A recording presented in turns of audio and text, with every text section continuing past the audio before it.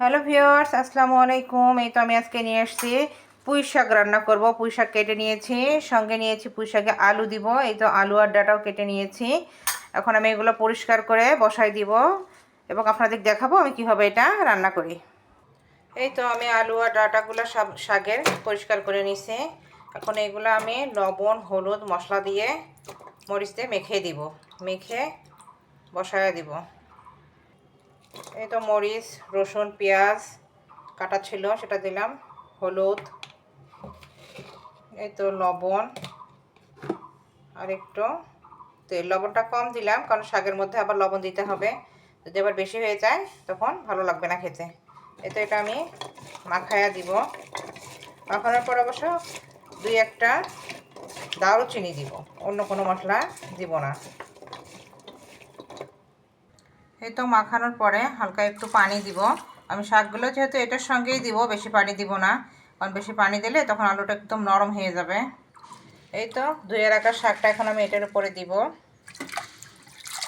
সবগুলো শাকে এভাবে দিয়ে নিব, তারপরে একটু লবণ দিব।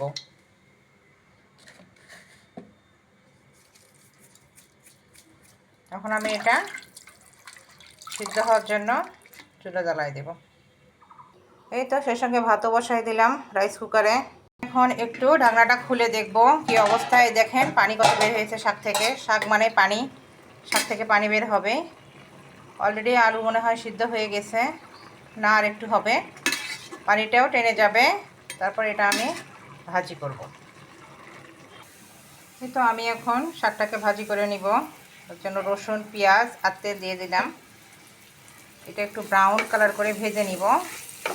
ব্রাউন কালার যখন হয়ে যাবে তখন এটার মধ্যে আমি শাকটা দিব, দিয়ে ভাজি করে নেব।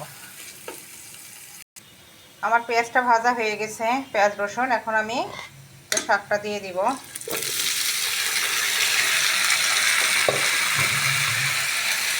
আমি একটু সুন্দর করে নেড়ে চেড়ে ভেজে নেব শাকটাকে। একটা পানি থাকবে না, একটু শাকটা আমি এখন নেড়ে চেড়ে নিব। একটা পানিও থাকবে না, একদম ঝরঝরে একটা শাক ভাজি হবে।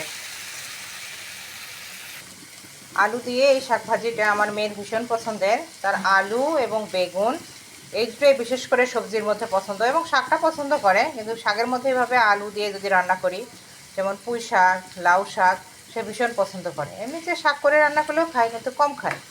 যদি আমি এভাবে আলু দিয়ে তাকে রান্না করে দেই, সে খুব মজা করে খায়। যেহেতু বাচ্চার পছন্দটা সামনে রাখতে হয়, ওর পছন্দ মতোই রান্না করার চেষ্টা করি সব সময়, যাতে ওর ভালো লাগে, ও একটু খায়। এর জন্য এই তো আমার শাক রান্না অলমোস্ট হয়ে গেছে। এখন আমি এটা নামিয়ে নিব। এই তো আমার শাক রান্না একেবারে শেষ। আল্লাহ হাফেজ।